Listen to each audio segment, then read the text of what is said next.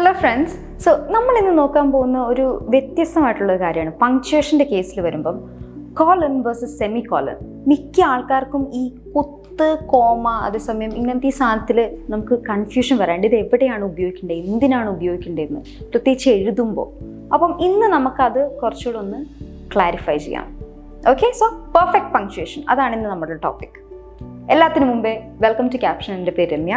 Caption ഒരു revolutionary learn together English fluency പ്രോഗ്രാമാണ്. ഇത് വളരെ easy, quick, fun, effective and affordable program കൂടിയാണ്. മാത്രമല്ല വെറും 6 മാസം കൊണ്ട് ഒരു പുതിയ നിങ്ങളെ തന്നെ നിങ്ങൾക്ക് കാണാൻ പറ്റും. സോ നമുക്ക് സെഷൻ നോക്കാം. സെമിക്കോളൻ. എന്താണ് സെമിക്കോളൻ എന്ന് പറയുന്ന സംഭവം? ഒരു കുത്തും ഒരു കോമയും. എപ്പോഴാണ് നമ്മളത് ഉപയോഗിക്കാറ്? അതുപോലെ തന്നെ കോളൻ എന്ന് പറഞ്ഞാൽ എന്താണ്? 2 കുത്ത്. സോ സെമിക്കോളൻ എന്താണ്? സെമിക്കോളൻ എപ്പോഴാണ് നമ്മൾ സെമിക്കോളൻ യൂസ് ചെയ്യുന്നത്? Use the semicolon to connect two complete sentences that are closely related in idea. അതായത് ഒരേ ഐഡിയ ആണ്, ഐഡിയ ആണ് അവർ കൺവേ ചെയ്യുന്നത്. അപ്പം അത്തരം 2 സെൻറ്റൻസിനെ നമ്മൾ കണക്ട് ചെയ്യുമ്പം ഉപയോഗിക്കുന്ന സംഭവമാണ് സെമിക്കോളൻ. അതായത് ഈ കുത്തും ഒരു കോമയും. ഈ സാധനം നമ്മൾ എപ്പോഴാണ് ഉപയോഗിക്കുന്നത്? 2 ഐഡിയാസ് ഉണ്ട്, അത് ക്ലോസ്ലി റിലേറ്റഡ് ആണ്, ഏറെക്കുറെ സെയിം ആണ് അവർ ഉദ്ദേശിക്കുന്ന ആശയങ്ങൾ പറയുന്നത്. അപ്പം അതിനെ റിലേറ്റ് ചെയ്യാൻ നമ്മൾ ഉപയോഗിക്കുന്നതാണ് സെമിക്കോളൻ. നമ്മളൊരു ഉദാഹരണം നോക്കുകയാണെങ്കിൽ നമുക്ക് പെട്ടെന്ന് മനസ്സിലാൻ പറ്റും. Katrina finished all her assignments. Rahul did not finish his.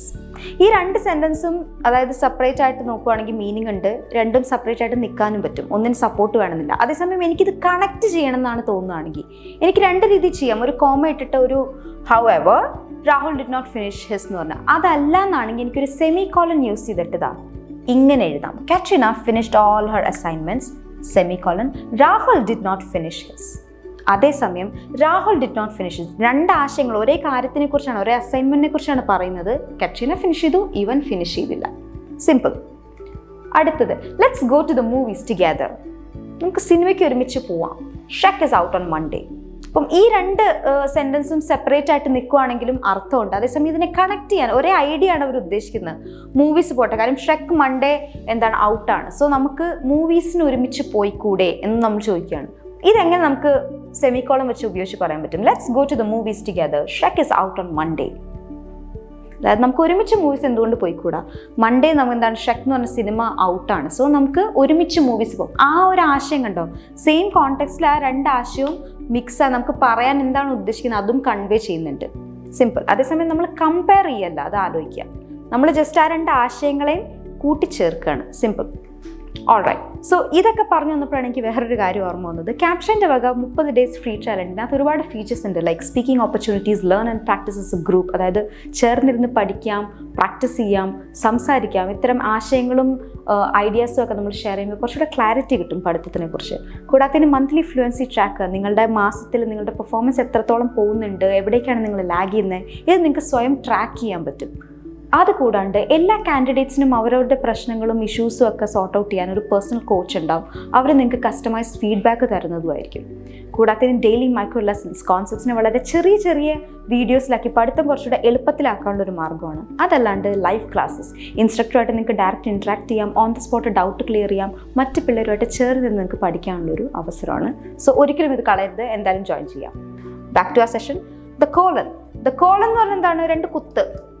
ഈ സാധനം എപ്പോഴാണ് നമ്മളിപ്പോൾ സെമിക്കോളൻ നമ്മൾ നോക്കി എവിടെയാണ് നമ്മൾ ഉപയോഗിക്കുന്നത്, കോളൻ എപ്പോഴാണ് നമ്മൾ യൂസ് ചെയ്യുക?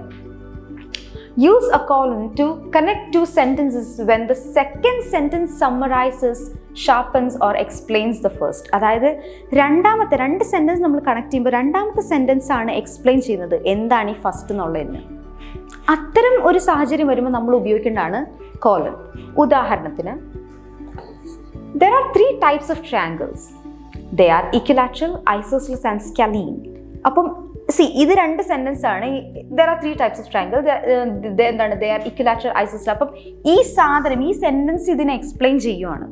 അപ്പം അത്തരം സാഹചര്യത്തിൽ നമുക്കിപ്പം കോളൻ യൂസ് ചെയ്ത് എങ്ങനെ എഴുതാൻ പറ്റും? there are 3 types of triangles.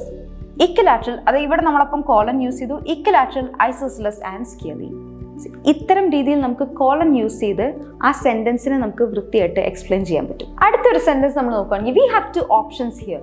We can either stay and fight or give up. അപ്പം ഈ രണ്ട് സെൻറ്റൻസിനെ നമുക്ക് എങ്ങനെ കണക്ട് ചെയ്യാൻ പറ്റും? രണ്ട് ഓപ്ഷൻ എന്നുള്ളത് സെക്കൻഡ് സെൻറ്റൻസിലാണ് പറയുന്നത് ഏതൊക്കെയാണ് ആ രണ്ട് ഓപ്ഷൻ എന്ന്. അതാണ് ഞാൻ പറഞ്ഞത്. രണ്ടാമത്തെ സെൻറ്റൻസ് ഫസ്റ്റിനെ എക്സ്പ്ലെയിൻ ചെയ്യുന്ന രീതിയിൽ വരുവാണെങ്കിൽ അത് നമുക്ക് കോളൻ ഉപയോഗിച്ച് കണക്ട് ചെയ്യാൻ പറ്റും.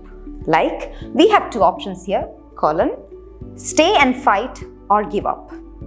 ഓക്കെ, സോ ഇത്തരം രീതിയിൽ നമുക്ക് കോളൻ്റെയും സെമിക്കോളൻ്റെയും ഉപയോഗങ്ങൾ എങ്ങനെയാണെന്ന് നമ്മൾ അറിഞ്ഞു. സെമിക്കോളൻ എപ്പോഴാണ് നമ്മൾ ഉപയോഗിക്കുന്നത്?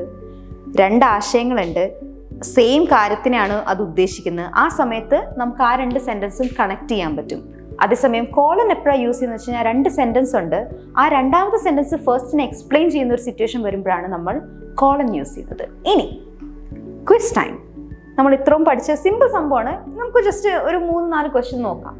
You asked for forgiveness, dash, he granted it for you. He granted it to you.